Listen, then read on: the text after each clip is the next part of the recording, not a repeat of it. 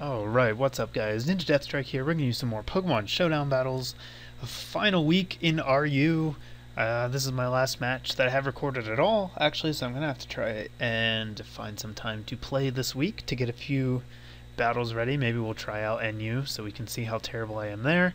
But this is going to do it for RU, probably for a long time, because it's not generally my format, but I wanted to try it out, see how things were. So here's my team. We have, again, some more changes, I believe, since last week. I don't know if Roselia was here last week. I'm pretty sure Feraligator's new, but still just trying to find something that works. My opponent's team is over here. He has a very offensive team. Medicham, Tyrantrum, Yanmega, Sharpedo, Dugtrio, all very offensive Pokemon, and then this one defensive core with Aromatisse for his fairy. I think that thing earns Wish as well, so that could be a thing that happens, but let's go ahead and get into the match, see how things go. He's going to lead with Sharpedo, which is fine with me. I figure he'll probably lead with something. He has a lot of physical attackers, so I opt to lead with Cofagrigus, hoping to get a burn off of something right away. Crunch does way more damage than I expected it to, so Cofagrigus is dead, which sucks. I burned the Sharpedo, so I basically neutralized that, but at a very steep cost. That's definitely not what I wanted to happen. Then I get crit, so the burn doesn't even matter. Now I'm down basically 2 Pokemon. Yeah, not off to a great start. I'm thinking that Sharpedo was just choiced based on how much damage it was gonna do, but that's bad. I lose 2 Pokemon to it. It's not off to a good start. Didn't handle that situation well at all. Aromatisse comes into Moltres. I'm able to get up a free sub. Then I miss my Air Slash and he lands his Thunder. So that's cool.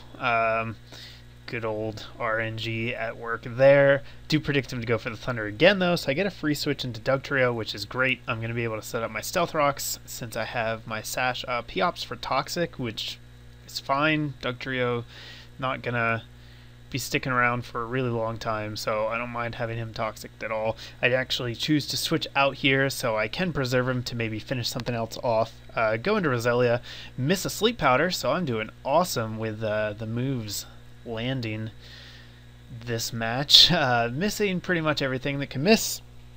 I'm gonna take a bunch of damage from Psycho Cut and then fail to kill Medicham with an Air Slash, so that kind of sucks. Luckily though, I do get the flinch, so he's gonna get a little bit of extra damage in with Bullet Punch, but not a whole lot there, so missing the kill probably didn't matter too much. Tyrantrum comes in here. I kind of predict it to be Scarfed. I don't know for sure, but I'm basically going to Death Fodder Dugtrio to Scout, switch into Moltres, and kind of a risky switch, but I'm definitely behind in the match, so I had to. And the fact that he switches out confirms that he is, in fact, choiced in some way, and since I'm guessing it's Scarfed, I suppose he could be a bulky build with a choice band, but I'm working under the assumption that he's Scarfed. Volbeat is going to come in here. It's going to take out the Dugtrio, which is great. Aromatisse comes back in and predict the Thunder, miss my Sleep Powder again, so that's cool. And then I'm gonna miss for a 3rd time in a row. Sweet. Finally land an attack here, but I'm so hurt now. I am probably gonna have to take a turn off to rest up. Yep, that's what I do. Thanks to Natural Cure, I can use rest to recover all of my hit points and then switch out to wake up. I'm gonna have to sack something here, switch into Bolvie. I get frozen because of course I do. It's me. Come on. I'm going to get frozen, but it doesn't matter at all. I was switching in for Death Fodder anyhow. So, you know, I would have died. Glad that I get frozen on a turn where it really doesn't matter. It is going to allow me to switch into Moltres now for free, though, since I know that he's choiced. He's going to have to switch out. I'm going to get up a free sub. He goes to Aromatisse as Death Fodder, and I get to have Moltres in behind a sub, which is great. It means that I'm going to get to see what this Tyrantrum locks itself into. He picks Thunderfang, which probably not the best move. I don't know if he just didn't have a rock move, because that would have been vastly superior. It's going to give me a resisted switch into Roselia. I predict the switch here. I put Yanmega to sleep, which is a big deal, because otherwise it probably just sweeps me. And now the only thing he has left is Tyrantrum. He goes for Dragon Claw here. That's probably what he should have done last turn, but it's not going to be enough now because Moltres is not going to go down to a Dragon Claw, and I am going to be able to take it out with a Flamethrower. So pretty close match. Definitely on the receiving end of some bad hacks there, but I was able to fight through it. So actually one of the better RU matches I posted, I think. And for our final match, I have a battle with my fellow Generation 1 host, the Aggro Attack. He's going to be up here at the top. He's got these dudes. My team is the same, it looks like. I didn't change anything between battles. He also has a Feraligatr. He also has a Dugtrio. He's got Rotom here. Rotom's really good in any tier that it's allowed in. And Ambipom, presumably to scout. And then Hitmontop for some support. Heliolisk is actually surprisingly good, so that's cool. Gonna lead with Moltres. He leads with Heliolisk. I can't stay in because it is faster than me, and I have no idea what it's gonna do. He makes a good choice, just switches out, and goes for Beat Up with Ambipom, which I was not expecting at all. Roselia is dead. One of my key defensive players is out already, so that sucks. Helios comes back in. I'm just going to stay in because I don't think that Helios really poses that much of a threat to Cofagrigus, and kind of confirms with the Surf not doing a whole lot, so I'm going to be able to knock off the item both on Helios and on Rotom, which is great. And then Pain Split, get some health back. Predicting a Volt Switch here again. It seems like his team is very switchy. I'm guessing Ambipom probably has U-turn as well, so he can get some Volt turning going. It's a very, very effective strategy because it just keeps your opponent off balance the whole time. However, I finally catch on. I predict it, switch into Dugtrio, get the free kill on Heliolisk. And I'm going to take a turn here to set up Stealth Rocks for free. He chooses to set up as well, which is fine. I'm sashed, so I'm going to be able to get one extra hit in here, right here. Now, I know that he's probably going to go for Aqua Jet again, but I don't really want to switch anything else into it, so I just leave Dugtrio in to die, as he did get up Stealth Rocks. Switch into my own Feraligatr, I either win the speed tie or I'm just flat out faster and I take out the Feraligatr before it gets to do a lot of damage with that +3 attack. So pretty favorable trade for me here. He makes a nice prediction and uses Foresight as I switch in Cofagrigus to try and block his spin. However, now that I know he's going to do that, I use the opportunity to get Moltres in for free, so not a great trade since he does get the rocks off of his field and my Stealth Rocker is dead. It means that he's not going to have to deal with them for the rest of the game.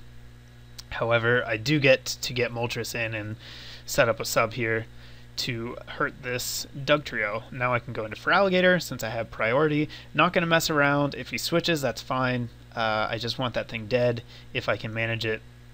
And I decide not to give him switch initiative here since I predict the Volt Switch. I'm going to stay in, let Feraligatr die, and then switch accordingly. So he goes into Ambipom, I switch into Volby.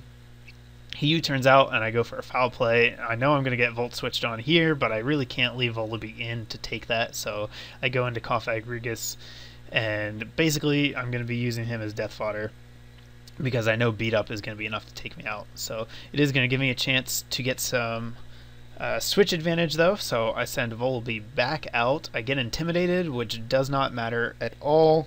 Volby doesn't use its own attack stat to attack, so yeah, not a problem, but I can't actually hurt that Hitmontop since it resists foul play and it probably doesn't have a lot of attack anyhow. Forces me to switch into Moltres, however that is going to force him to switch out, which means I get to set up a sub. Substitute Moltres is really doing some work here. I go for the substitute again here though, thinking, I don't know, I thought he was still Scarfed. I forgot that I knocked the Scarf off a while ago, and that's really going to set me behind. Had I just attacked there like I should have, I would have been in much better position. But instead I'm going to be forced to switch out, and luckily I do have a way to get rid of his rocks. I have Defog, so I can try and use Defog to get rid of the rocks and clear the way for Moltres. That's not what I do here. I thought for sure that I would go for Defog on that turn, but instead I opt to Roost, take out the Rotom with a knockoff, which is nice. good protection there. Going to survive the return and be able to roost back up to full health. So at this point, he really can't get rid of Volby. I can take my time, make sure my health is high, and eventually get rid of these rocks too in case I need Moltres. Yep, there's the rocks. He doesn't really have a way to break me outside of a critical hit, and as long as I keep my health high, I think even that's not going to be enough. So go for a foul play here. While his defenses are lowered, I wanted to try and hit him. Gauge the damage, still hardly doing anything because of Hitmontop's pretty mediocre attack and his resistance to dark. But like I said, I have all the time in the world. He can't break Volby at this point, so he can try. Even a crit here does only about 60% probably, which is going to be enough for me to survive another one and roost. Knock off the choice band here, so now Ambipom is going to be even weaker. Foul play is going to wreck it, and he's going to switch back in. I probably go for a roost here. Yep, just again make sure my health stays high. There's not really a whole lot else to say. The match was over a while ago, and Nick just decided to play it out. He did still have a small chance to win if he got a crit, so I don't blame him for playing it out, but it's not going to be super exciting to watch since that's not going to happen. So I get a chance to switch in for free here with Moltres after I predict the Sucker Punch. That's going to let me set up a sub and beat up. He doesn't have enough healthy members to even break the sub at this point, so that is going to be the game. And again, a pretty good match. Probably my two best battles in RU right there at the end, so hopefully you guys enjoyed them. Give me a thumbs up if you did. Check out the links in the description, and as always, I'll have more coming your way shortly. Later, guys.